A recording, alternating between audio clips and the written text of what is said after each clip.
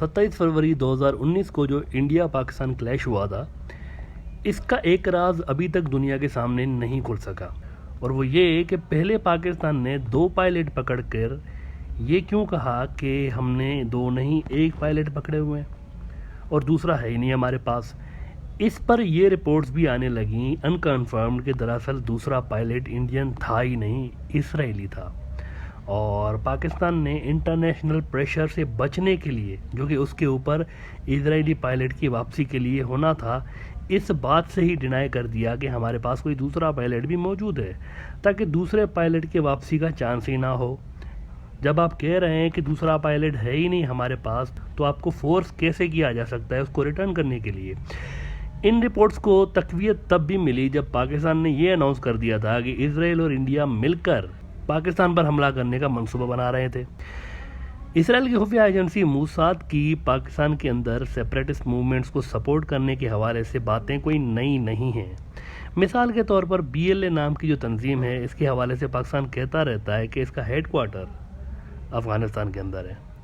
اور انڈیا ان کو سپورٹ کرتا رہتا ہے۔ اس مقصد کے لیے یہ بلوچستان کو ایک الگ ملک بنانے کے لیے کوششیں کرتے رہتے ہیں۔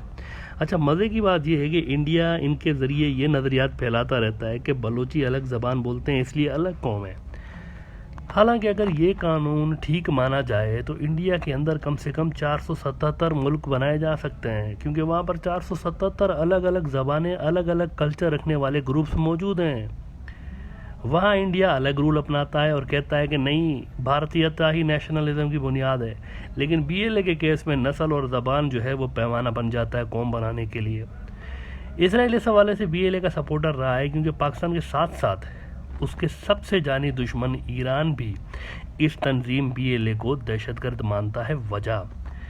وجہ یہ ہے کہ بلوچستان کا ایک بڑا علاقہ ایران کے اندر بھی آتا ہے، اور ایران کی وجہ سے یہ پھر اسرائیل کے لیے اور بھی زیادہ اٹریکٹیو پروکسی مانی جاتی ہے۔ اس پورے پروکسی وار کا جو مرکز ہے نا سارے کھیل کا، وہ پھر افغانستان ہے۔ ان تمام anti Pakistan, anti Iran proxies کا مرکز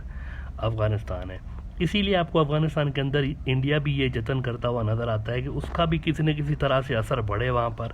اور پاکستان بھی اسی وجہ سے کہتا رہتا ہے کہ افغانستان میں جب تک چیزیں صحیح نہیں ہوں گی، پورا ریجن ڈی اسٹیبلائزڈ رہے گا۔ اور یہ جو پروکسی وار ہیں اسرائیل کے لیے، ان کی خفیہ ایجنسی موساد اس میں ایکٹیو رول پلے کرتی رہی ہے۔ لیکن اب 2 بڑی گڑبڑ ہو گئی ہیں اسرائیل کے لیے۔ ایک تو یہ کہ پاکستان اور ایران کے حوالے سے ان کا جو مرکز تھا افغانستان، وہاں سے امریکہ نکل رہا ہے، اور جو پرو پاکستان فورسز ہیں وہاں افغان طالبان کے گروپس، یہ مستقل طور پر شہر پہ شہر فتح کرتے ہوئے کابل کی جانب بڑھتے ہوئے جا رہے ہیں۔ اور وہ جو امریکہ نے افغان نیشنل فورسز نام کی فوج بنائی تھی، ان کے لوگ بھی ہتھیار پھینک کر بھاگ کر افغان طالبان کے ساتھ شامل ہو رہے ہیں، اور جو ملٹری بیسز امریکی خالی کر کے افغان حکومت کو دیتے جا رہے ہیں، ان پر پھر افغان طالبان قبضہ کرتے ہوئے جا رہے ہیں۔ اب ایشو یہ ہے کہ اگر ان کی حکومت پورے افغانستان میں اسٹیبلش ہو جاتی ہے، جس کے واضح چانسز ہیں، تو ان اسرائیلی اور انڈین پروکسیز کا کیا بنے گا پھر؟ ظاہر ہے افغان طالبان ان کو اپنی سوائل تو یوز کرنے نہیں دیں گے نا، تو پھر یہ کہاں جا کر سیٹل ہوں گے؟ ایک آپشن تو انڈیا ہے، لیکن کیا انڈیا یہ رسک لے گا؟ یہ دیکھنا اہم ہوگا۔ دوسرا مسئلہ یہ پیدا ہو گیا ہے کہ یعنی اسرائیل کے لیے یہ مسئلہ پیدا ہو گیا ہے کہ یمن میں جو حوثی باغی ہیں، جن کو ایران کی سپورٹ حاصل رہی ہے، ان کے ہاتھ جناب ایک موساد کا جاسوس آ گیا ہے، اور حوثیوں نے اعلان کیا ہے کہ یہ جو موصوف نیتن یاہو کا ننا منا سا ٹومی ہمارے ہتھے چڑھ گیا ہے نا، اس کی یہاں پر کیا کیا کارروائیاں رہی ہیں، کن ملکوں کے خلاف یہ کام کرتا رہا ہے، یمن میں حالات خراب کرنے کے لیے اس نے کیا کیا کیا ہے، یہ ساری فلم ہم کچھ دنوں میں ریلیز کرنے جا رہے ہیں، 2-4 دنوں میں۔ وہاں حزب اللہ کے چیف، اچھا اسرائیل کے خلاف جتنے بھی ویسے پروکسیز ہیں نا، ان میں حزب اللہ سب سے بڑی پروکسی ہے، اور ایران کی ان کو حمایت حاصل رہی ہے، اور انہوں نے پھر جم کر پٹائی بھی اسرائیل کی ہوئی ہے، خاص طور پر 2006 کی جو اسرائیل اور لبنان جنگ تھی، اس کے اندر حماس نے سالڈ پٹائی کی ہوئی ہے اسرائیل کی۔ حماس کو بھی ابھی حالیہ لڑائی میں حزب اللہ کی حمایت حاصل تھی، تو حزب اللہ کے چیف حسن نصر اللہ نے نیا اعلان کیا ہے کہ ہم ایک بڑا نیا الائنس بنا رہے ہیں، بڑا، اور اسرائیل کے خلاف یہ الائنس ہم بنا رہے ہیں، اور ہم سب سے رابطہ کر رہے ہیں، اور ان سب کو ملانا چاہتے ہیں جو کہ اسرائیل کے خلاف ہیں، تاکہ ہم اسرائیل کو سبق سکھا سکیں۔ حماس ان کے ساتھ آیا ہوا ہے، اور اب یہ جو یمن کے حوثی ہیں جو کہ سعودی سے لڑتے رہے ہیں، یہ بھی حزب اللہ کے ساتھ رابطے میں آ رہے ہیں، اور حسن نصر اللہ کا کہنا تھا کہ ہم یہ الائنس بیت المقدس کے تحفظ کے لیے بنا رہے ہیں۔ ایٹ دا سیم ٹائم یہ جو حماس کی سب سے خطرناک گوریلا ونگ ہے، عزاد الدین القسام بریگیڈ اس کو کہتے ہیں، ان کے اسپوکس پرسن ہیں ابو عبیدہ، انہوں نے نیا اسٹیٹمنٹ جاری کیا ہے جناب۔ حزب اللہ کے چیف کے اعلان کے بعد انہوں نے بھی نیا اسٹیٹمنٹ جاری کیا ہے کہ ہم مسجد اقصیٰ اور یروشلم پر گہری نظر رکھے ہوئے ہیں، کسی قسم کی کوئی اگر ہوشیاری ہوتی ہے تو ہم چھوڑیں گے نہیں پچھلی بار کی طرح۔ اصل میں مسجد اقصیٰ کے پاس یہ جو یہودیوں کی مقدس جگہیں ہیں نا، وہاں پر دمشق گیٹ نام کے علاقے میں یہودیوں کا ایک اجتماع ہونا تھا، جو ہارڈ لائنر یہودی ہیں جو کہ مسجد اقصیٰ کو گرا کر اور تھرڈ ٹیمپل بنانے کے حق میں ہے نا، ان کا ایک اجتماع ہونا تھا۔ تو قسام بریگیڈ والوں کے اور حزب اللہ کے جو چیف ہیں، ان کے بیانات اسی کانٹیکسٹ میں ہیں۔ مسجد اقصیٰ کے بعد یہودیوں کا جو قبلہ تھا،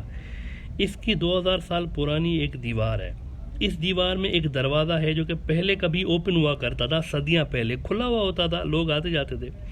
لیکن سلطان صلاح الدین ایوبی نے جب یروشلم فتح کیا تو انہوں نے وہ دروازہ بند کر دیا تھا، اینٹیں لگا کر انہوں نے یہ دروازہ بند کر دیا تھا، اور آج تک وہی اینٹیں لگی ہوئی ہیں اور یہ دروازہ ویسے کے ویسے بند ہے، اور یہودیوں کے کئی ہزار قبریں اس دروازے کے سامنے بنی ہوئی ہیں۔ اچھا، سلطان صلاح الدین ایوبی نے اس کو بند اس لیے کروایا تھا کیونکہ یہودیوں کی ایک پیشن گوئی ہے کہ ان کا مسیحا اس دروازے سے آئے گا، تو بہت سارے جھوٹے مدعیان مسیحیت اس علاقے سے آ کر اور پھر کلیم کرتے تھے کہ ہم تو مسیح ہیں، تو اسی لیے سلطان صلاح الدین ایوبی نے اس کو بند کروا دیا تھا۔ تو یہ جو مسجد اقصیٰ کے پاس والا علاقہ ہے، یہ بڑا خاص ہے کٹر یہودیوں کے لیے۔ اس بند دروازے کو کہتے ہیں گیٹ آف مرسی، رحمت کا دروازہ، اور مردے یہاں پر یہودی اس کے سامنے اسی لیے دفناتے ہیں کیونکہ ان کا ماننا تھا کہ جب تھرڈ ٹیمپل بنے گا تو پہلی بار ہمارا مسیحا گیٹ آف مرسی سے ظاہر ہوگا، اسی دروازے سے یہاں سے نکلے گا۔ مسلمان ان کے مسیحا کو دجال کہتے ہیں۔ اچھا، مردے کیوں دفناتے ہیں؟ ویسے یہ ایک سوچنے کی بات ہے نا کہ ان کا مسیح آئے گا اسی لیے مردے دفناتے ہیں، یہ تو کوئی بات نہیں ہوئی، لیکن اصل بات کچھ اور ہے۔ وہ یہ مانتے ہیں کہ جب ہمارا مسیحا پہلی بار یہاں پہ آئے گا نا، اس دروازے پہ، تو ان قبروں کو دیکھ کر کہے گا اٹھ جاؤ، اب میں آ گیا ہوں تمہارا بادشاہ، اور پھر سارے مردے قبر سے اٹھ کھڑے ہوں گے اور پورا یروشلم ان نعروں سے گونج اٹھے گا کہ داؤد کا بیٹا آ گیا، ہمارا بادشاہ، ہمارا مسیحا آ گیا۔ یہ ان کا عقیدہ ہے۔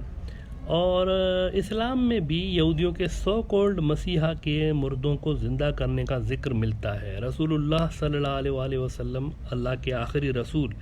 ان کی ایک حدیث کا مفہوم ہے کہ دجال ایک شخص سے کہے گا کہ اگر میں تمہارے مرے ہوئے ماں باپ کو واپس لے کر آؤں تو کیا تم مجھے اپنا رب مان لو گے؟ اس کے بعد دجال